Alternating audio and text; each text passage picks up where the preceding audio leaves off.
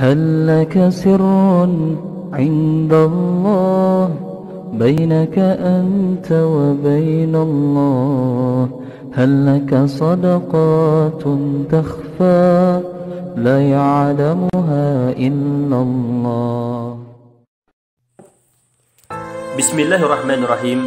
Assalamualaikum warahmatullahi wabarakatuh. Salah seorang sahabat yang dijamin masuk surga oleh Nabi Muhammad SAW adalah Abdurrahman bin Auf. Di antara para sahabat beliau, Abdurrahman bin Auf adalah sahabat yang paling kaya dan bergelimang harta. Saking banyaknya kekayaan yang ia miliki, Nabi Muhammad SAW pernah menyatakan bahwa perhitungan hartanya di akhirat akan demikian panjang. Abdurrahman bin Auf akan masuk surga dengan cara merangkap. Mendengar penuturan itu, Abdurrahman bin Auf menangis. Karena itulah ia kerap berdoa, "Jadikan aku ini miskin, aku ingin seperti Mus'ab bin Umair atau Hamzah yang meninggal dalam keadaan miskin ya Allah," rintih Abdurrahman bin Auf. Kendati demikian, harta yang sudah ia tanamkan untuk investasi terus berkembang. Ia tak juga miskin-miskin.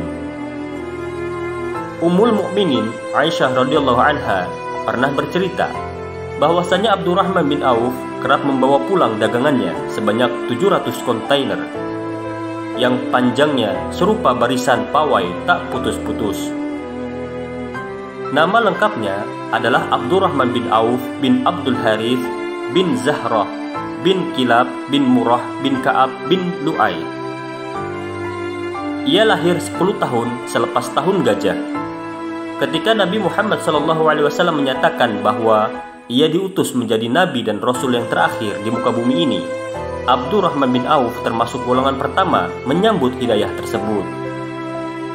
Ia adalah salah seorang yang mula-mula masuk Islam atau as-sabiqun al-awwalun. Abdurrahman bin Auf masuk Islam 2 hari selepas Abu Bakar As-Siddiq. Jasa Abdurrahman bin Auf sangat besar dalam membiayai dakwah Islam. Seluruh hartanya ia bagi dalam 3 bagian. Sepertiga untuk investasi modal usaha orang lain, sepertiga untuk melunasi hutang-hutangnya, dan sepertiganya lagi untuk disedekahkan pada fakir miskin dan dakwah Islam. Ia hanya menyisakan harta seperlunya untuk dirinya sendiri. Seluruh harta Abdurrahman bin Auf lahir dari kepandaiannya berwirausaha. Penduduk Makkah dan Madinah kala itu mengakui kecerdikannya dalam berdagang. Saking mahirnya berwirausaha, Abdurrahman bin Auf pernah berkata, "Seandainya aku mengangkat batu, niscaya aku temukan emas dan perak di bawahnya." Keistimewaan Abdurrahman bin Auf dibandingkan orang-orang di masanya adalah ia memiliki 2 karakteristik sekaligus, yaitu hartawan dan semangat pejuang. Biasanya, orang yang pandai berdagang kurang memiliki semangat pejuang.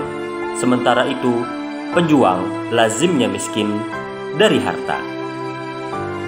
Sewaktu-waktu, ia pernah diutus Nabi Muhammad SAW untuk memimpin sebanyak 700 pasukan menuju Dumatul Jandal untuk berperang. Selain itu, Abdurrahman bin Auf dianggap sebagai pelopor 2 hijrah dalam Islam, yaitu hijrah ke Habasyah dan hijrah ke Madinah. Selepas Rasulullah SAW meninggal, Abdurrahman bin Auf bertugas menjaga kesejahteraan istri-istri mendiang Nabi Muhammad SAW. Ia menjaga keselamatan dan memenuhi segala kebutuhan mereka. Dari ciri fisiknya, Abdurrahman bin Auf berkulit putih, berbadan tegap, tidak beruban, berhidung mancung, serta berambut lebat dan panjang hingga menutupi telinga.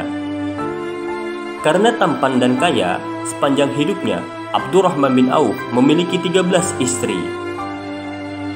Kendati beristri banyak, namun dalam sekali waktu, Abdurrahman bin Auf tak pernah beristri lebih dari 4. Artinya, ketika salah satu istrinya meninggal, barulah ia beristri lagi.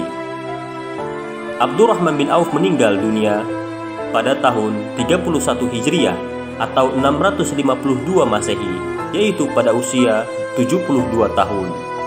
Ia dimakamkan di Baqi, di samping makam sahabatnya Utsman bin Maz'un.